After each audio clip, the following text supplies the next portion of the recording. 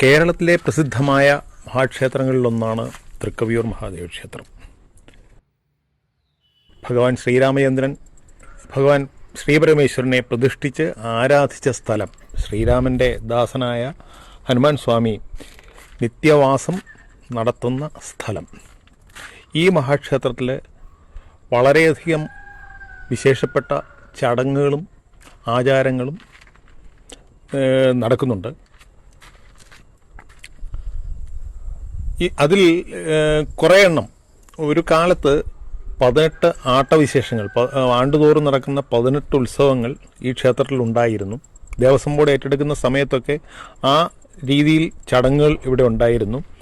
Thiruvithamkoor Devaswom board രൂപീകരിക്കുന്ന സമയത്ത് ഏറ്റവും അധികം ദേവസ്വം ബോർഡിൻ്റെ ക്ഷേത്രങ്ങളിൽ ഏറ്റവും അധികം ചടങ്ങുകൾക്ക് ചെലവ് വേണ്ടിവരുന്ന ക്ഷേത്രം തൃക്കവിയൂർ മഹാദേവ ക്ഷേത്രമായിരുന്നു. ഇവിടുത്തെ 18 ആട്ടവിശേഷങ്ങളിൽ കുറേ എണ്ണമൊക്കെ പല കാലങ്ങളിലായിട്ട് നിന്നുപോയി. ഇപ്പോൾ നിലവിലുള്ള ആചാരങ്ങളിൽ ആട്ടവിശേഷങ്ങളിൽ ഏറ്റവും പ്രസിദ്ധമായിട്ടുള്ള ഒന്ന് ആണ് സഹസ്രകലശം. തൃക്കവിയൂരപ്പൻ്റെ നടയിൽ വർഷം തോറും നടക്കുന്ന സഹസ്രകലശം വളരെ വിശേഷപ്പെട്ട ഒരു ചടങ്ങാണ്. ഇത് ഇവിടുത്തെ രീതിയിൽ സഹസ്രകലശം നടക്കുന്ന വേറെ 2 ക്ഷേത്രങ്ങളിലൂടെ കേരളത്തിലുള്ളൂ. ഒന്ന് വൈക്കം മഹാദേവ ക്ഷേത്രമാണ്, മറ്റത് മാന്നാർ തൃക്കുരട്ടി മഹാദേവ ക്ഷേത്രവും. പല സ്ഥലങ്ങളിലും ഇപ്പോൾ സഹസ്രകലശം എന്ന് കേൾക്കാറുണ്ടെങ്കിലും ഇവിടെ നടക്കുന്ന രീതി എന്ന് പറഞ്ഞു കഴിഞ്ഞാൽ ദിവസേന 100 കലശങ്ങളിൽ വീതം ദിവ്യ വസ്തുക്കൾ കൊണ്ട് പൂജിച്ച ജലം ഭഗവാനെ അഭിഷേകം ചെയ്യുന്ന ചടങ്ങാണ് ഇവിടെ നടക്കുന്നത്. ബ്രഹ്മകലശമായിട്ട് ഉപയോഗിക്കുന്നത് വലിയ സ്വർണ്ണക്കുടമാണ്. അത് കൂടാതെ പരികലശങ്ങളായിട്ടുമൊക്കെ വലിയ വെള്ളിക്കുടങ്ങളൊക്കെ അടക്കം 16 വെള്ളിക്കുടങ്ങളും ബാക്കി ചെമ്പ് കുടങ്ങളും ആണ് ഉപയോഗിക്കുക.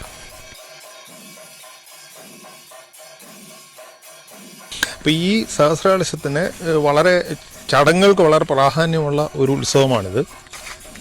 ഇത് 10 ദിവസം കലശവും 11ാമത്തെ ദിവസം കളഭാഭിഷേകവുമായിട്ടാണ് ചടങ്ങുകൾ സജ്ജീകരിച്ചിരിക്കുന്നത്.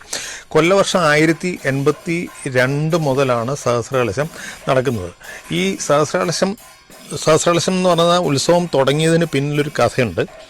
അത് കവിയൂർ ദേവസ്വം വക ഭൂമികളിലെ കവിയൂർ ദേവസ്വത്തിന് ജന്മാവകാശമുള്ള ഭൂമികളിലെ ആഞ്ഞിലിത്തടികൾ വെട്ടി വിറ്റ് കിട്ടിയ 22,700 രൂപ, അത് 130-140 വർഷം മുമ്പാണ്. ഈ കുറേ ചില്ലറ പൈസയുണ്ട്. ഇത്രയും തുക ട്രഷറിയിൽ നിക്ഷേപിച്ച് അതിൻ്റെ പലിശ 750 രൂപ വരും. ആ പലിശ കൊണ്ട്, വാർഷിക പലിശ കൊണ്ട് ചടങ്ങുകൾ നടത്തുക എന്നുള്ളതായിരുന്നു വ്യവസ്ഥ. അന്നത്തെ ഒരു കണക്കനുസരിച്ച് ഈ 22,000 രൂപ എന്ന് പറഞ്ഞു കഴിഞ്ഞാൽ ഇന്നത്തെ ദശലക്ഷങ്ങൾക്ക് അപ്പുറമാണ്. അപ്പം വർഷം തോറും കിട്ടുന്ന 775 രൂപ എന്ന് പറഞ്ഞു കഴിഞ്ഞാൽ ഒരു ഉത്സവം നടത്താൻ ഉള്ള മുഴുവൻ ചിലവും അതിന് ഉണ്ട്. അപ്പോൾ ചിലവിനുള്ള തുകയുണ്ടത്. അത്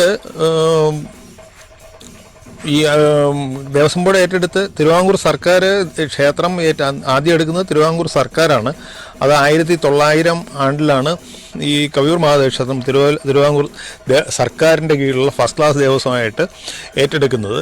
അന്ന് തിരുവിതാംകൂറിലാകെ 12 ഫസ്റ്റ് ക്ലാസ് ദേവസ്വങ്ങളേ ഉള്ളൂ. പത്മനാഭസ്വാമി ക്ഷേത്രം മുതൽ കന്യാകുമാരി ശുചീന്ദ്രൻ തിരുവട്ടാറൊക്കെ ഉൾപ്പെട്ട് ആകെ 12 ക്ഷേത്രങ്ങൾക്ക് ഫസ്റ്റ് ക്ലാസ് പദവിയുള്ളൂ. ആ സമയത്താണ് കവിയൂർ ക്ഷേത്രം ഏറ്റെടുക്കുന്നത്. അന്ന് ഇത് 13ാമത്തെ ഈ ഫസ്റ്റ് ക്ലാസ് ദേവസ്വമായിട്ടാണ് കവിയൂർ ദേവസ്വത്തിനെ എടുക്കുന്നത്. അപ്പോൾ അന്ന് ആ സമയത്തുള്ള പഴയ റെക്കോർഡുകൾ, പഴയ ഗസറ്റുകളൊക്കെ പരിശോധിച്ച് കഴിഞ്ഞാൽ ഉത്സവത്തിന് ഉത്സവത്തിനെ വിളിക്കുന്നത് കൂട്ട് തന്നെ വലിയ ടെൻഡർ വിളിച്ചാണ് ഈ സഹസ്രകലശത്തിൻ്റെ ചടങ്ങുകൾ നടക്കാൻ വേണ്ടിയിട്ട് ആൾക്കാരിൽ നിന്ന് ടെൻഡറൊക്കെ വിളിച്ച് കുത്തക കൊടുത്താണ് ചെയ്യിച്ചുകൊണ്ടിരുന്നത്.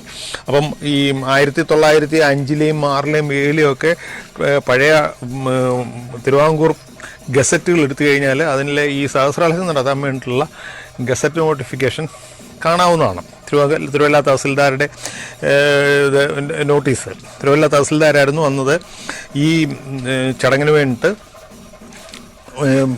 വിജ്ഞാപനം നടത്തിക്കൊണ്ടിരുന്നത്. അപ്പോൾ 11ാമത്തെ ദിവസം വലിയ സദ്യയൊക്കെ ഉണ്ടായിരുന്നു അന്ന്.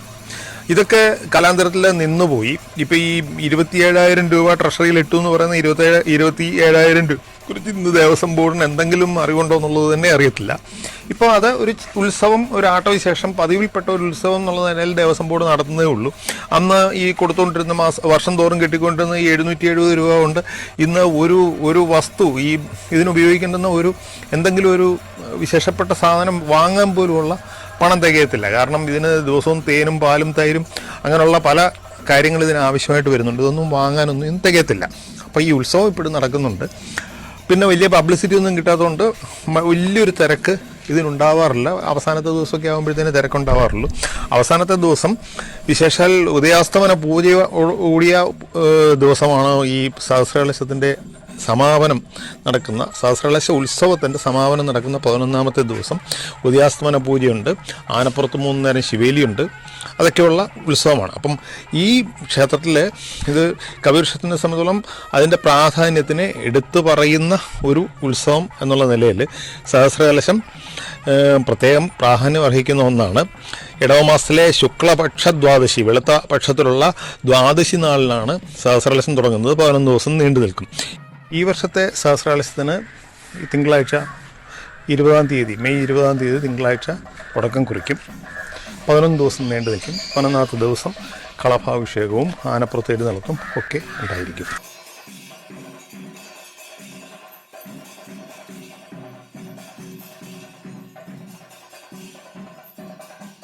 ഈ വ്ളോഗ് ഇഷ്ടപ്പെട്ടെങ്കിൽ ഇതിനെക്കുറിച്ച് അഭിപ്രായങ്ങൾ പറയണം. ഇത് കഴിയുന്നത്ര ഷെയർ ചെയ്യുക. ഈ ചാനലിന് വരിക്കാരാവുകയും കൂടി ചെയ്യണമെന്ന് അപേക്ഷിക്കുന്നു.